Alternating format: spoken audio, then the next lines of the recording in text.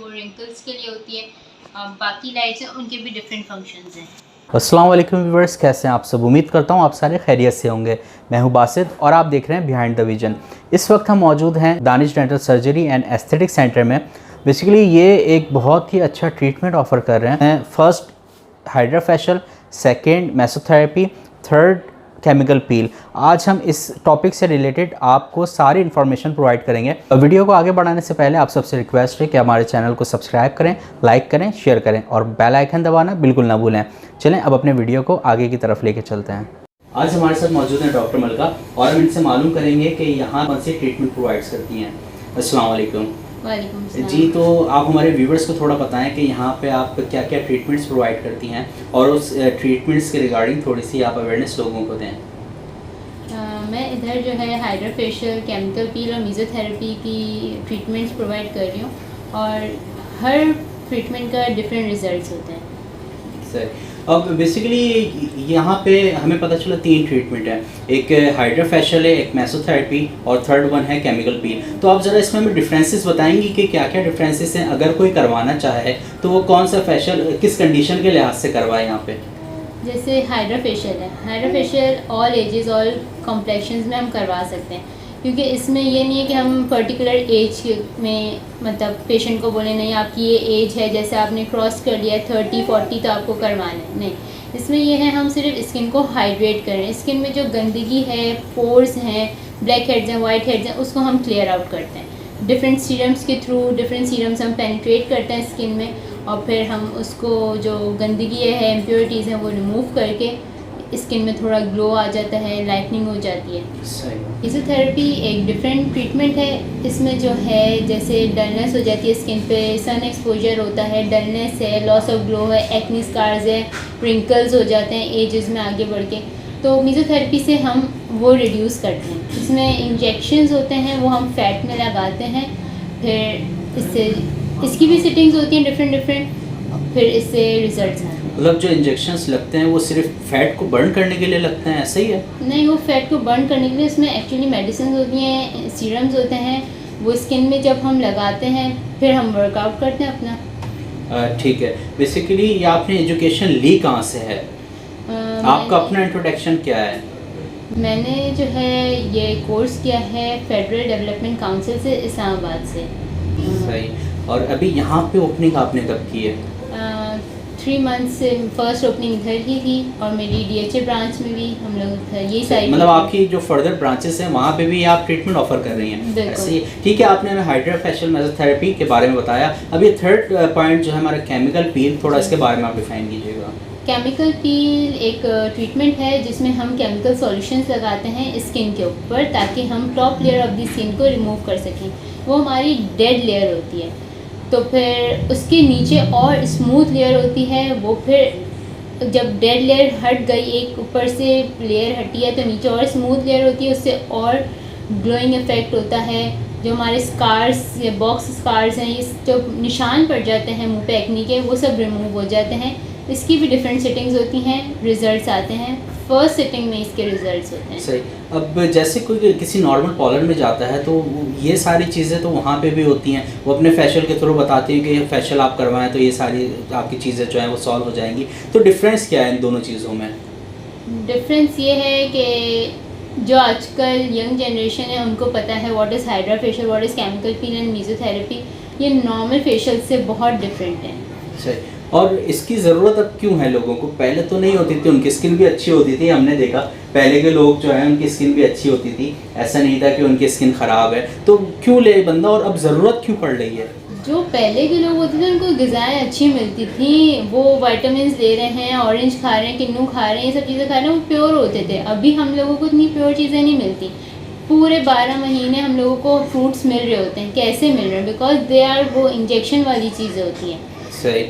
तो अब अगर कोई पार्लर जाता है और वहाँ पे उनको क्योंकि उनका एतमाद है कि यहाँ पे हमें साइड इफ़ेक्ट देखे हैं, हमने पार्लर के भी काफ़ी ज़्यादा फेशियल के, ब्लीचिंग के साइड इफ़ेक्ट देखे हैं, तो यहाँ पे कोई बंदा कैसे किसी को कन्विंस किया जाए कि यहाँ पे कोई साइड इफ़ेक्ट्स नहीं है, इन फ्यूचर इनको स्किन पे अपना कोई साइड इफ़ेक्ट देखने को नहीं मिलेगा, क्योंकि हो सकता है कि स्किन बर्निंग हो जाए।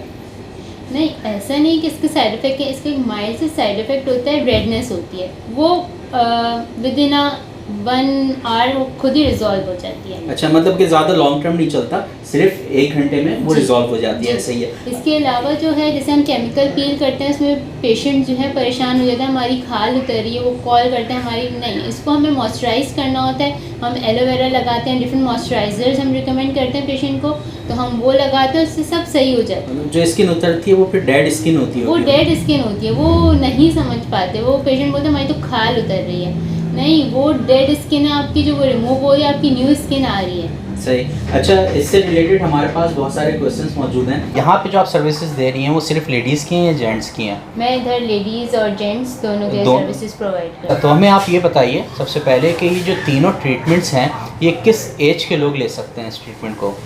ये ट्रीटमेंट, तीनों treatment hydrofacial, meso and chemical की, ये ऑल एजेस के लिए रिकमेंडेड है। कोई इसमें ये नहीं है कि हम मतलब 30 इयर्स के हैं, 40 इयर्स के हैं तो ही ले सकते हैं, ये ऑल एजेस ले सकती है ट्रीटमेंट। ठीक है। और दूसरा सवाल हमारा ये था कि इसमें कोई सेफ्टी मेजर्स हैं कि अगर ये ट्रीटमेंट आप लेके बाहर जाते हैं तो आपको किन किन चीज़ों का ख्याल रखना लाजमी है, और अगर ना रखा जाए तो उससे क्या साइड इफ़ेक्ट्स हो सकते हैं?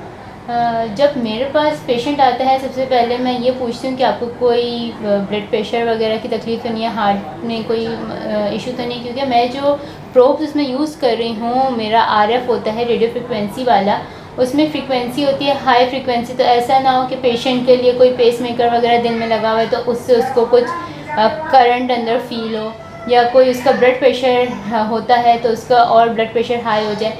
सिर्फ एक ये क्वेश्चन होता है, ये सेफ्टी मेजर्स हैं। या अगर कोई मेरे पास प्रेग्नेंट लेडी आती है तो मैं उससे पूछती हूँ कि आपको मैं अल्ट्रासोनिक वेव्स प्रोब लगाऊंगी तो आपको जो है उससे कोई इशू ना हो जाए, बेबी आप पे कोई रेस का अफेक्ट ना पड़े। तो ये बताइएगा, ये जो तीनों ट्रीटमेंट हैं इनके सेशन कितने लेती हैं, कितने सेशन इनके होते हैं, और कितने मंथ्स में आपका ये कोर्स बिल्कुल कंप्लीट हो जाता है?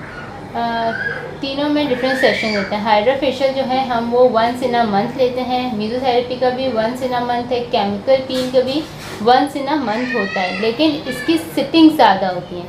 जैसे मीज़ोथेरेपी की 2 to 5 सिटिंग्स हैं कि आपको हर एक महीने बाद आना होगा 5 बार, और केमिकल पील की भी ऐसे ही डिफरेंट सिटिंग्स होती हैं। सही। लास्ट में हमें आप इसके प्रिकॉशंस बताएं ताकि लोगों को पता लगे कि अगर कुछ हो जाए तो उसकी क्या प्रिकॉशंस हैं और कैसे उसको हैंडल करना है। हम लोग जब ये थेरेपी करवा के जाते हैं कोई सी भी, तो हमारे लिए ये ज़रूरी है कि हम सन एक्सपोजर ना हो। घर जाके हमें जो है 6 आवर्स तक कोई फेस वॉश यूज़ नहीं करना, इवन मुंह भी नहीं धोना है, फेस वॉश भी नहीं करना है।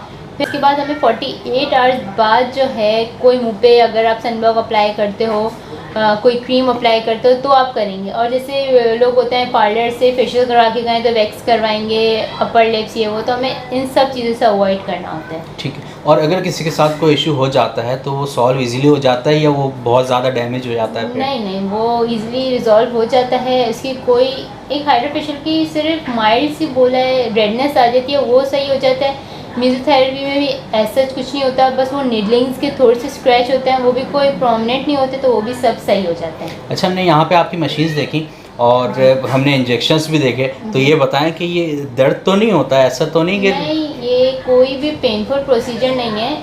लाजमी है, निडल लग रही है तो पेन तो होता है। मीज़ोथेरेपी में जो है हम लोग यूज़ करते हैं नमिंग क्रीम, उससे जो स्किन पे लगाते हैं वो स्किन सुन हो जाती है, वो एनेस्थीसिया होती है।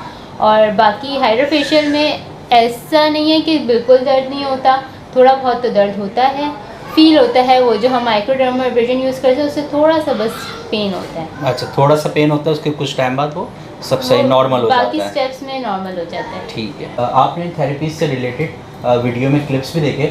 मज़ीद हम आपको ये रिकमेंड करेंगे कि यहाँ का एनवायरनमेंट, यहाँ की मशीन्स और यहाँ के प्रोफेशनल डॉक्टर्स जो यहाँ पे मौजूद हैं, आप इनके पास ज़रूर तशरीफ़ लाएं और किसी ऐसी जगह से ये ना कराएं कि जो एक्सपर्ट ना हो या उनके पास मशीन्स अच्छी ना हो, क्योंकि डेफिनेटली अगर आप ऐसी किसी जगह पे जाते हैं तो वहाँ पे आपको इसके बहुत सारे साइड इफ़ेक्ट्स देखने को मिल सकते हैं। ठीक है, प्रोग्राम को हम अपने ख़त्म करते हैं। थैंक यू सो मच, आपको बहुत शुक्रिया, आपने हमारे लिए वक्त निकाला और लोगों को इन सारी चीज़ों के बारे में बताया और बहुत ही अच्छी डिटेल आपने प्रोवाइड की। Thank you so much. अल्लाह हाफिज़। अगर आपको ये वीडियो इन्फॉर्मेटिव लगी तो काइंडली इस वीडियो को शेयर करें ताकि मज़ीद लोग अवेयर हो सकें। और अगर आपके पास भी ऐसे कोई टॉपिक्स हैं, ऐसा कोई बिजनेस या ऐसा कोई ट्रीटमेंट है तो आप हमें हमारे दिए हुए नंबर्स पे कांटेक्ट कर सकते हैं। हम आपके पास आके आपके बिजनेस को आपकी ट्रीटमेंट्स को प्रमोट करेंगे। Thank you so much. जाने से पहले सब्सक्राइब करना बिल्कुल ना भूलें। अल्लाह हाफिज़।